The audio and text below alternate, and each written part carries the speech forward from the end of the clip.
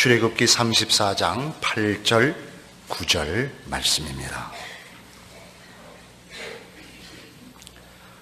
모세가 급히 땅에 엎드려 경배하며 가로되 주여 내가 주께 은총을 입었거든 원컨대 주는 우리 중에서 행하옵소서. 이는 목이 곧은 백성이니이다. 우리의 악과 죄를 사하시고 우리로 주의 기업을 삼으소서. 아멘. 범죄한 이스라엘에게 하나님께서 원래 징벌하시기로 하셨으나 모세가 간구하고 하나님이 마음을 돌이키사 용서하시기로 하고 모세가 더욱 간구해서 소위 말하는 없었던 일로 하고 다시 하나님이 이스라엘과 원래 약속을 지키시는 대목입니다. 표현 중에 없었던 걸로 하고는 정확한 표현은 아닙니다. 이제 해야 하는 얘기가 그것과 연결되기 때문에 그런 표현을 썼습니다.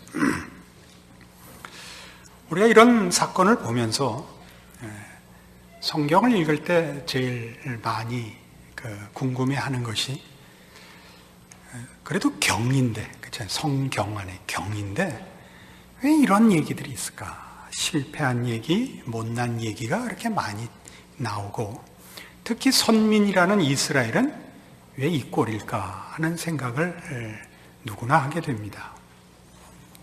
그러한 생각들은 바로 성경이 목표하고 내용으로 삼고 있는 것과 우리가 우리의 본성상 가지고 있는 그 종교에 관한 이해가 얼마나 다른가를 보여주는 것입니다.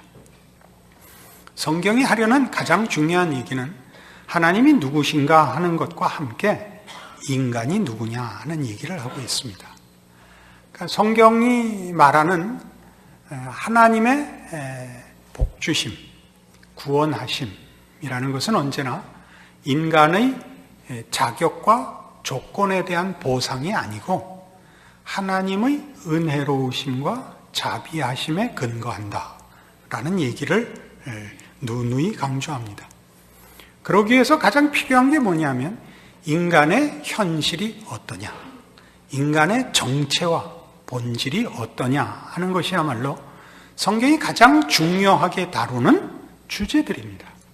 그러나 우리는 늘 이 문제에서 사실은 그 견해가 다를 수 있습니다.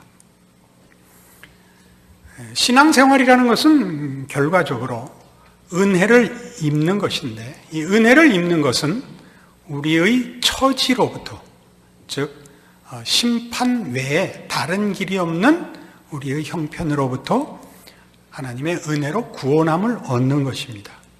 동시에 그 구원은 이 가장 비참한 지경으로부터의 사죄와 구원을 얻을 뿐만 아니라 그 구원이 인간이 추구하는 가장 높고 가장 영광된 자리로까지의 구원이라는데 이 은혜의 두 측면이 있습니다. 그것은 하나겠지만 우리의 이해와 또는 느낌으로는 이것을 둘러 나누는 것이 더 좋습니다. 우리는 이걸 둘러 나눠야 하는 이유가 구원 자체를 우리의 가능성을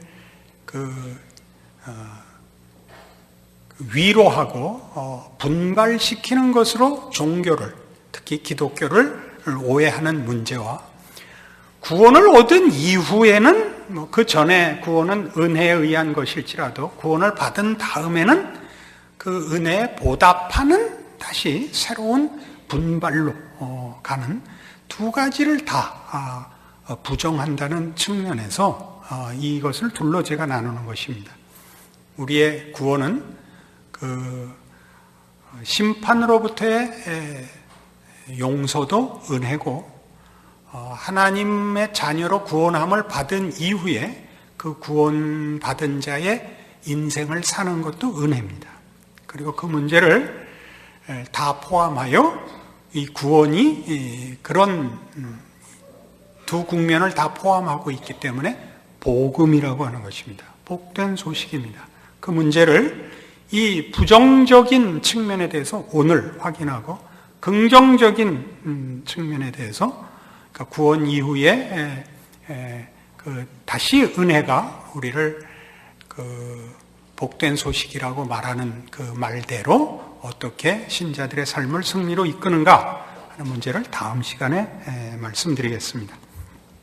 오늘 내용을 보면 우리가 이스라엘 백성이 그럴 수 없는 시점에서 그럴 수 없는 죄를 지은 사건에 직면하고 있습니다. 이스라엘은 하나님으로부터 큰 구원의 은혜를 받아 하나님이 베푸시는 10가지 재앙으로 인하여 애굽에서부터 벗어나고 홍해를 건너며 만나를 먹고 반석에서 나오는 물을 먹으며 이 시내산에 도착합니다. 그리고 그 하나님이 영광 중에 임하셔서 이스라엘 백성들로 하여금 충분히 하나님이 베푸신 기적과 위엄을 목도하게 하십니다. 그 상황 속에서 이스라엘은 금송아지를 만듭니다. 성경이 하고 싶은 얘기는 뭐냐 하면 인간이라는 종족이 어떤 형편에 어떤 현실에 놓여 있는가 하는 것을 밝히기 위하여 이 사건을 우리에게 기록으로 남기는 것입니다. 그럴 수가 있느냐라고 여러분들이 만일 물으신다면 여러분들은 예수님이 우리를 위하여 죽으셔야 했다라는 말을 아직도 모른다는 뜻입니다. 그리고 기독교가 예수님이 우리를 구원하기 위하여 성자 하나님이 우리 죄를 대신하여 죽으셔야 했다는 것을 이해하지 못하면 여러분은 기독교가 인간의 가능성을 고취시키는 것에 불과해지고 그것은 말하자면 범신론이 됩니다. 그리고 범신론의 대표적인 종교는 불교입니다. 그것은 각자의 신심을 최고의 경지까지 끌어올리는 것입니다. 우리는 전혀 그 반대입니다. 그러니까 오늘날 이 다원화 시대에 배타성을 가지거나 독선이 되는 것은 무조건 배격하는 사회가 되어서 기독교가 배타적인 진리와 구원을 논하는 데 대해서 자체 안에서도 그것은 옳지 않다. 왜 우리만 옳겠는가? 그런 식의 말이 나와서 종교 간의 화해가 모색되고 있습니다. 말하자면 성탄절에 불교에서 축전을 보내고 우리도 석탄일에 축전을 보낼 수 있습니다만 제 개인적인 생각엔 그건 다 쇼입니다. 그렇게 함으로써 도량이 넓다는 것을 증명하고 싶은 것이죠. 독선적이지 않다는 것을 보이고 싶은 것인데 우리는 우리의 배타성은 감정적이거나 우월감에 의한 것이 아닙니다. 진리는 진리 자체로서 진리일 뿐만 아니라 진리가 아닌 것이 거짓되다라고 증명하는 효과를 가질 수밖에 없습니다. 진리를 갖고 있지 않으면, 즉 정답을 갖고 있지 않으면 누가 틀렸다는 말을 할 수가 없습니다. 누가 틀렸다는 말을 하지 않는 것을 도량이 넓다고 하고 누가 틀렸다는 말을 하는 것을 속이 좁다고 얘기하는 것은 조금 다른 얘기입니다. 그건 다른 얘기입니다. 진리는 진리가 진리인 이상 배타적일 수밖에 없습니다. 그것이 기독교가 그렇게 소위 말하는 독선과 배타성을 가지는 이유입니다. 이것만 우리만이 구원에 관한 진리를 은혜를 가지고 있습니다. 그리고 그런 이해들은 무슨 지식으로부터 출발한 것이 아니라 우리 삶에서 확인되는 것입니다. 삶에서 뭐가 확인되느냐? 우리 모두가 스스로가 봐도 대책이 없는 죄인이라는 것을 확인하는 데서부터 기독교 신앙은 출발합니다. 만일 그것이 없다면 기독교가 정당한 기초를 잃어버리게 될 것입니다. 오늘 이 모세의 기도를 보시면 모세의 기도의 핵심은 이겁니다. 이스라엘 백성이 범죄했으나 용서해 주십시오. 다시는 안 그러겠습니다가 아닙니다. 범죄했지만 하나님이 더 높으시니 더 은혜로우시니 한번 봐주십시오. 저들이 저렇게 회개하지 않습니까?가 아니고 우리는 이것이 최선입니다. 하나님이 용서하시고 백성으로 삼아주시지 않으면 대책이 없습니다. 그 뒤는 제가 하죠. 그러니까 마음대로 하십시오. 우리 확 죽어버리고 말 것입니다. 하나님이 우리의 하나님이 되시려면 하나님이 다 하셔야 됩니다. 그게 이 기도입니다. 그렇지 않으면 우리는 이 자리에 설 수가 없습니다. 이것이 기독교가 말하는 구원이요, 은혜요, 예수님이 오신 이유입니다. 요한복음 3장에 가보십시다.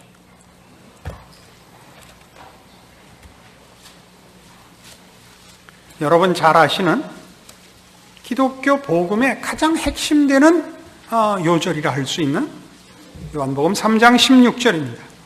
하나님이 세상을 이처럼 사랑하사 독생자를 주셨으니 이는 저를 믿는 자마다 멸망치 않고 영생을 얻게 하려 하심이니라.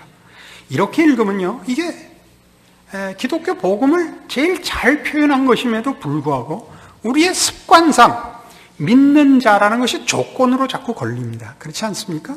그러나 17절을 보십시오. 하나님이 그 아들을 세상에 보내신 것은 세상을 심판하려 하심이 아니요 저로 말미암아 세상이 구원을 받게 하려 하심이라. 즉 그는 조건으로 오시지 않습니다.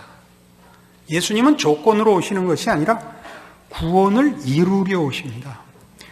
하나님이 예수를 보내시는 것은 우리를 구원하려는 것이지 구원의 기회를 주려고 오시는 것 아닙니다. 그것이 오늘 모세의 기도요, 금송아지 사건의 해결이요, 거기에 이미 포함된 하나님의 어떠하심이며 우리가 가지는 신앙 고백의 유일한 근거가 됩니다. 이것이 없으면 우리는 아무것도 아닙니다.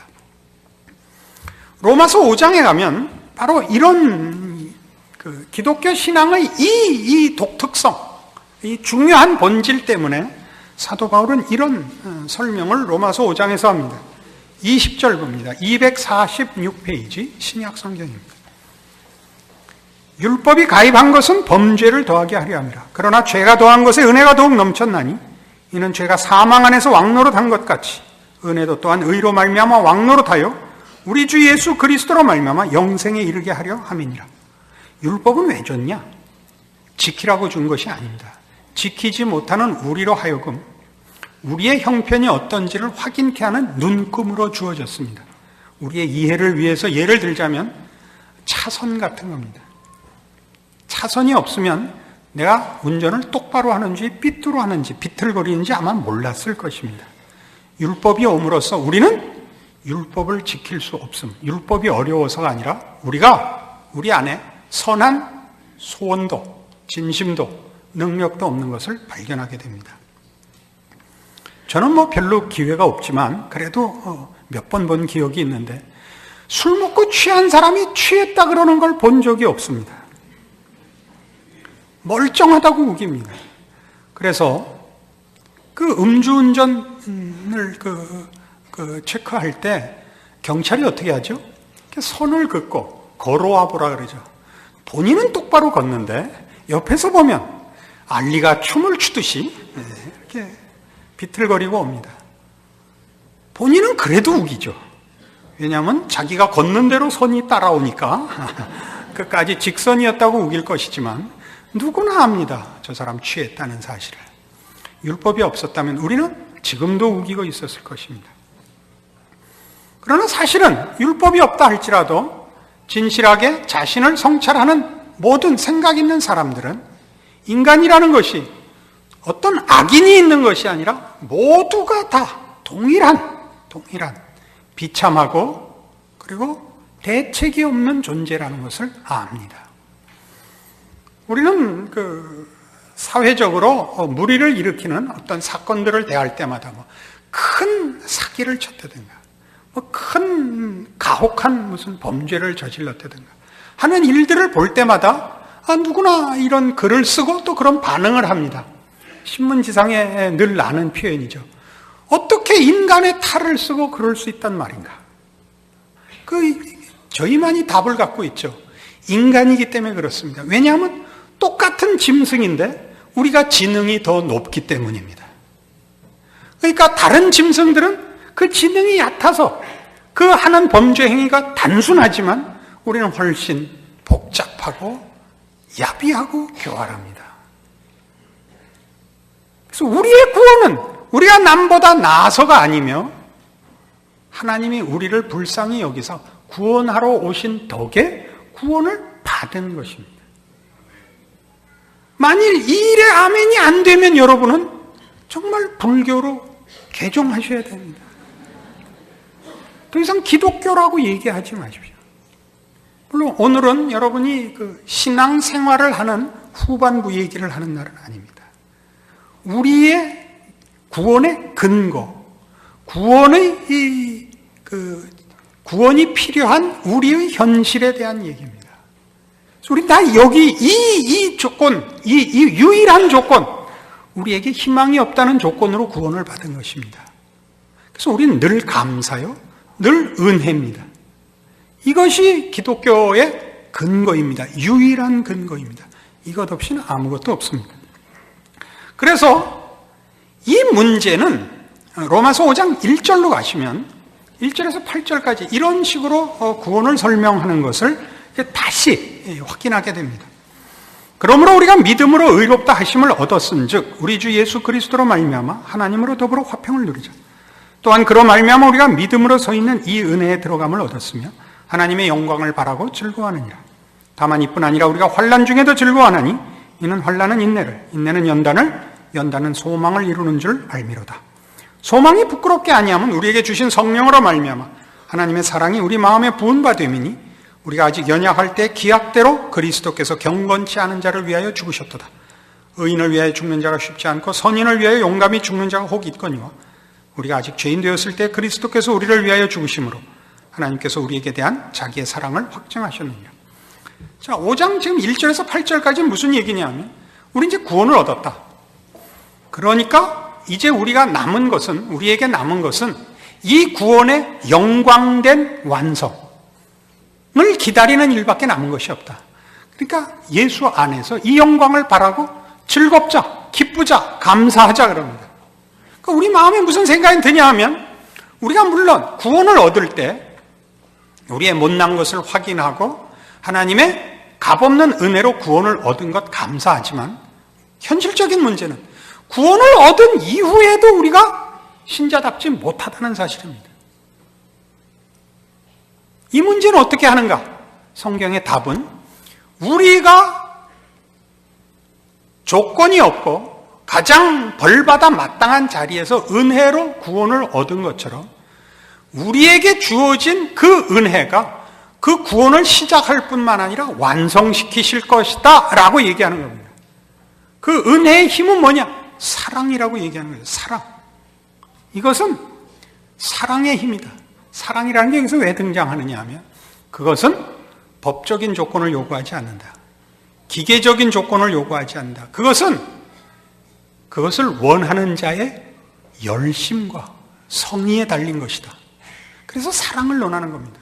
여기서 사랑은 감정적인 이 현상을 말하는 것이 아니라 그 감정이 가지는 의지와 이성으로 쫓아오지 못하는 그 진지함과 열심을 말합니다. 그래서 뭐라고 얘기해요? 6절에 있는 바와 같이 7절을 보죠. 의인을 위하여 죽는 자가 쉽지 않고 선인을 위하여 용감히 죽는 자가 혹이 있습니다. 의롭기 때문에, 선하기 때문에 위할 수 있습니다. 그러나 우리는 죄인 되었을 때 그리스도께서 우리를 위하여 죽으셨습니다. 죄인 되었을 때라는 건 우리를 위하여 죽을 만한 가치가 없을 때, 그죠? 그리고 우리를 얘기하자면 우리가 하나님 앞에 도와달라 그러기 전에, 죄인이라는 것은 사망의 자리에 있어 아무 감각이 없을 때입니다. 우리는 무지했고 우리는 하나님 외면하고 있었고 우리의 형편에 대한 이해가 없었습니다. 그때 하나님께서 그 아들을 보내십니다. 구원의 손길을 내밉니다. 예수를 보내어 우리를 설득하는 것도 아니에요. 두 번째 기회를 제시하는 것이 아니라 우리를 구원하러 내미신 하나님의 팔입니다. 그러니까 뭐라 그래요? 그것은 사랑이기 때문에 아무도 막을 수가 없다. 그 얘기입니다. 이것이 기독교 복음의 근거요, 본질입니다. 그래서 같은 로마서 8장에 가면 그래서 이런 말이 나오는 겁니다. 29절 250페이지입니다. 하나님이 미리 아신 자들로 또한 그 아들의 형상을 본받게 하기 위해 미리 정하셨으니 이는 그로 많은 형제 중에서 맏아들이 되게 하려 하심이니라. 또 미리 정하신 그들을 또한 부르시고 부르신 그들을 또한 의롭다 하시고 의롭다 하신 그들을 또한 영화롭게 하셨느니라. 우리는 아직 영화롭게 되지 않았습니다. 여기 이것은 완료형입니다. 아직 남아있는 미래적 사건을 왜 완료형으로 쓰느냐? 예언적 완료라 그러는 것입니다. 하나님이 작정하셨기 때문에 그렇게 되고야 말 것이다 라는 장로교 신학의 가장 백미인 예정론입니다. 이 문제는 전부 사랑에 관한 것입니다. 하나님이 이 일을 사랑으로, 즉 그의 최고의 열심과 능력을 동원하여 하시려는 의지를 갖고 있습니다. 그러니까 이 문제를 실패시키려면 우리나 무엇의 문제를 삼을 것이 아니라 하나님의 이 의지를 꺾어야 된다 이겁니다. 그래서 나오는 것이 31절. 그런즉 이 일에 대하여 우리가 무슨 말 하리요? 만일 하나님이 우리를 위하시면 누가 우리를 대적하리요? 자기 아들을 아끼지 아니하시고 우리 모든 사람을 위하여 내어주시니가 어찌 그 아들과 함께 모든 것을 우리에게 은사로 주지 아니하시겠느냐? 누가 능히 하나님의 택하신 자들을 송사하리요? 의롭다 하시는 하나님이시니 누가 정죄하리요? 죽으실 뿐 아니라 다시 살아나신 이는 그리스도 예수시니 그는 하나님 우편에 계신 자 우리를 위하여 간구하시는 자시니라. 이게 무슨 얘기를 하는 거죠? 하나님이 우리를 향하여 가지신 열심을 보라 이거예요. 그 아들을 우리를 구원하기 위해 십자가에 매달았는데 그 다음에 더 뭘 물어보겠느냐. 그 납득을 좀 안 하니까 이런 예를 하나 듭시다. 그 어려운 예예요. 정신 바싹 차리고 들으셔야 돼요. 영화 제목도 기억이 안 나고 주인공도 기억이 안 납니다. 근데 그 내용만 하나 기억이 나는데 미국에 있는 어느 그 도시에 여러 말하자면 마피아 조직들, 갱단들이 있는데 어느 좀 큰 갱단에서 조금 작은, 이름 없는 작은 갱단을 흡수 통합하려고 합니다. 그래서 이렇게 저렇게 회유해도 얼마나 조직원들이 두목에 대한 충성이 강한지 잘 되지 않는 거예요. 그래서 어느 날 집으로 쳐들어가서 아내와 자식들을 인질로 하고 없애는 게 문제가 아니라 그들을 흡수 통합하여 자기네 세력을 불리고 싶으니까 들어온 가장이자 폭력단체 두목인 그에게 항복을 권유하는 거죠. 내 아내와 내 처자식들이 우리 손에 있으니 우리 편을 들지 않으면 죽이겠다. 그러자 이것으로 이제 이 사람이 신화적인 갱단의 두목이 되는 겁니다. 총을 꺼내서 자기 아내와 자식들을 쏴 죽였습니다. 그래서 다 가고 항복하고 그 큰 단체가 여기에 흡수 통합되고 말았습니다. 악당을 하려면 이렇게 해야 돼. 난 악당이 회개하는 게 제일 보기 싫어. 거기 진 거예요. 제가 그랬어요. 이 예는 어렵다고. 하나님이 우리를 구원하시려고 자기 아들을 못 박았어요. 그럼 끝이죠. 아까 그 두목보다 센 거예요. 알아들으셨어요? 그러니까 우리가 가지는 이 기독교 신앙의 기이한 것은 이겁니다. 납득이 되지 않는 겁니다. 왜 하나님이 나를 사랑하셨는가? 그게 이해가 되지 않고 나 같은 것을 위하여 그 모든 열과 성을 다 바친단 말인 그게 이해가 가지 않습니다. 그래서 여러분 잘 아시는 누구 작품이었는지 모르겠는데 그 가스펠송 지은 유명한 미국 가수, 팝 가수가 이런 제목을 했죠. Why me, Lord? 라는 왜 접니까, 주님? 이해가 안 가는 거예요. 그것이 여러분에게 있다는 걸 잊지 마세요. 우리가 신앙생활을 해나가는 내내 우리를 흔드는 가장 큰 시험이 뭐냐면 네가 그러고도 신자란 말이냐 이 말입니다. 그때 그러세요. 그때 로마서 8장 읽고 그러세요. 그게 성경이 하는 대답이에요. 그래서 마태복음 5장으로 가서 이제 이 성경이 이런 내용을 얼마나 중요하게 다루며 일관되게 반복하는가 확인해 봅시다. 마태복음 5장 3절. 심령이 가난한 자는 복이 있나니 천국이 저희 것이며, 애통하는 자는 복이 있나니 저희가 위로를 받을 것이며, 온유한 자는 복이 있나니 저희가 땅을 기업으로 받을 것이며, 의에 줄이고 목마른 자는 복이 있나니 저희가 배부를 것이며, 긍휼히 여기는 자는 복이 있나니 저희가 긍휼히 여김을 받을 것이며, 마음이 청결한 자는 복이 있나니 저희가 하나님을 볼 것이며, 화평케 하는 자는 복이 있나니 저희가 하나님의 아들이라 일컬음을 받을 것이며, 의를 위하여 핍박을 받은 자는 복이 있나니 천국이 저희 것이니라. 소위 말하는 팔복입니다. 이 팔복은 가장 자주 오해되는 것 중에 하나입니다. 이것들이 조건으로 등장을 하기도 합니다. 심령이 가난하면 복이 있다. 의에 줄이고 목마른 복이 있다. 이렇게 조건으로 등장하기도 하고, 복을 받으면 이런 보상 내지는 경지에 간다. 그래서 제대로 신자가 되었다면 심령이 가난해진다. 애통하게 된다라는 식의 인과관계로 자꾸만 우리는 이해를 하려고 합니다. 이건 전혀 그런 얘기가 아닙니다. 이 복은 말하자면 하나님의 나라, 하나님의 구원하심이 누구에게 주어지는가라는 얘기인데, 심령이 가난한 자에게 주어집니다. 조건으로서 지금 설명하지 않습니다. 이런 말입니다. 심령이 가난하다. 자기가 봐도 자기가 한심한 사람에게도 천국은 허락된다. 그런 얘기입니다. 그렇게 말이 되느냐? 예수 때문에. 그런 얘기입니다. 원인은 다 예수입니다. 예수 때문에. 즉 하나님이 구원하시겠다고 한 이상 자기가 봐도 자기가 한심한 사람도 구원을 받는다. 애통하는 자는 복이 있다. 애통하다는 것은 한심하다 못해 우는 거지. 한심하다 못해 우는 자. 무엇 하나 제대로 하는 게 없어. 늘 나는 왜 이럴까? 난 왜 이럴까? 나는 왜 이럴까? 사회에서는 안 그랬는데 나 교회 와서는 이럴까? 애통하는 자입니다. 가장 못난 자에게도 천국은 허락됩니다. 온유한 자는 복이 있다. 온유하다는 건 다른 얘기 아닙니다. 우유부단한 자에게도 복이 있습니다. 여기는 지금 거의 부정적인 언급들입니다. 가장 조건이 없는 자에게도를 위해서 여기 나열되어 있는 겁니다. 이건 덕목들이 아닙니다. 이럴까 저럴까, 이리 갈까 저리 갈까, 이런 자에게도 천국은 임합니다. 왜라고요? 예수 때문에. 의에 줄이고 목마른 자, 굉장히 멋있어 보이죠. 그게 아니고 한 번도 제대로 해본 적이 없어서 언제 나는 한번 공부해볼까, 사나이다워 볼까, 제대로 기도할까, 언제 신자다워 볼까. 이게 의에 줄이고 목마른 겁니다. 긍휼히 여기는 자, 언제나 패 한쪽이 자기 같은 사람, 얻어맞고 내동댕이 쳐지고 괄세받고, 그게 난 거예요. 한 번도 승자를 우러러볼 엄두가 나지 않는 사람. 저는 이 부분이 제일 좋습니다. 제가 이 5장 7절 같은 사람입니다. 여러분으로서는 이해가 가지 않겠지만 사실이 그렇습니다.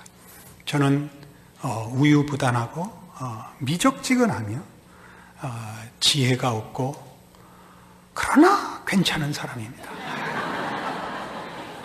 마음이 청결한 자는 복이 있다.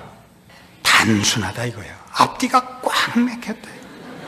하나밖에 모른다. 이 사람에게도 천국은 찾아온다. 의를 위해 핍박을 받았다. 그러니까 뭘 하나 하면 하나밖에 할 줄은 몰라요. 예전에 우리 그랬어요. 성수주의를 하려고 교회에서 멀리 사는 사람들은 주일날 차 타고 오는 것이 성수주일에 저촉이 된다 그래서 토요일날 와서 잤어요.